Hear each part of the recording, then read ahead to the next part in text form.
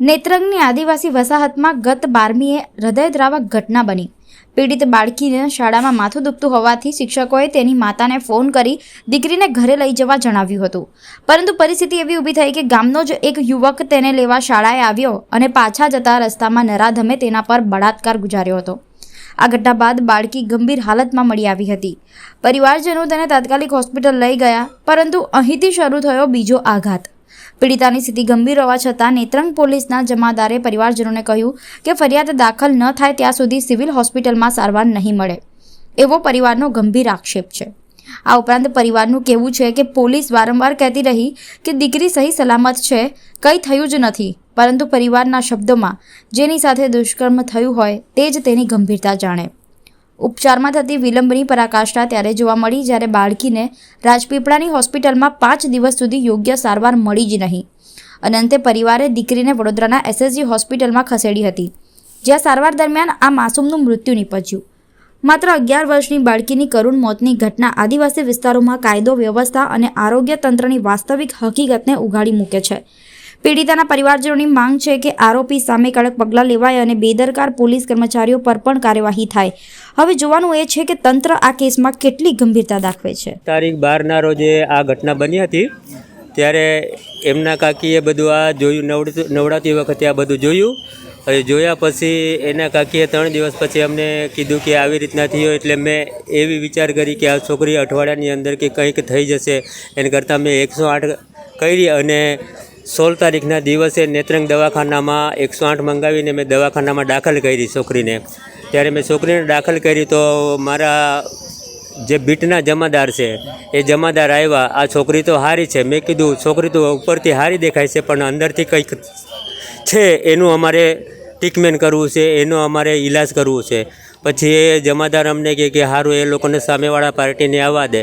પછી સામેવાળા પાર્ટી આવ્યા ને બાજુમાં બેઠા પછી જમાદાર મને આવીને કહે છે કે છોકરીની જિંદગી બની જાય એટલા પૈસા માંગી લે તું। મેં કીધું કેટલા પૈસા આપશે એ લોકો? તો જમાદાર કહે છે કે તું કે એટલા પૈસા તને અપાવી દઈશ।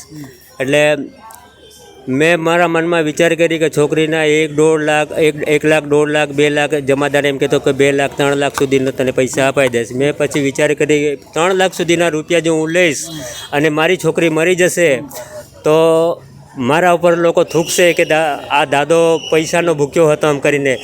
અત્યારે મેં એમ કીધું કે મને પૈસાની ભૂખ નથી, પણ મને ઇજ્જતની ભૂખ છે અને ન્યાય મળવો જોઈએ એવી મેં વિનંતી કરી।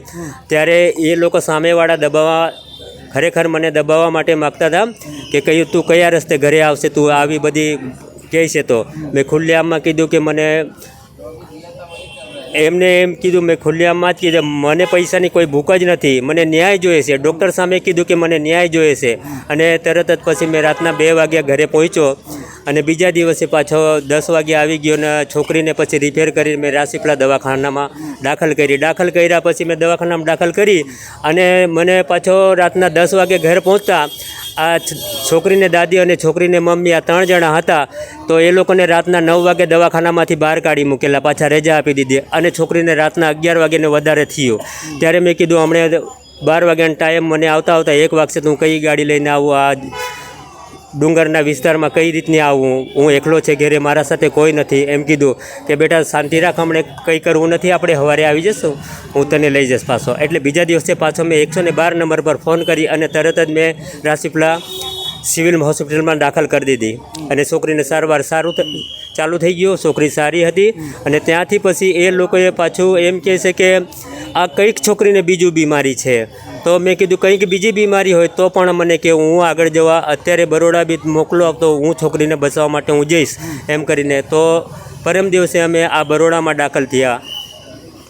પછી આ છોકરી આજે એક્સપાયર થઈ ગઈ 24 તારીખના। એ છોકરો અમારો ગામનો છે સર, એનું નામ ખબર નથી પણ એના બાપનું નામ પરવા છે, એમાં બધું લખેલું છે। ઉંમર એની 19 થી 20 વર્ષની ઉંમર છે। આ આરોપી આવો ગુનો કરે વારંવાર, કોઈ આરોપી આવો કોઈ પણ છોકરો કોઈ પણ માણસ આવો ગુનો ના કરે ને આવા ગુનેગારને એવી મારા વિનંતી છે કે આ માણસને કડક ને કડક સજા થવી જોઈએ।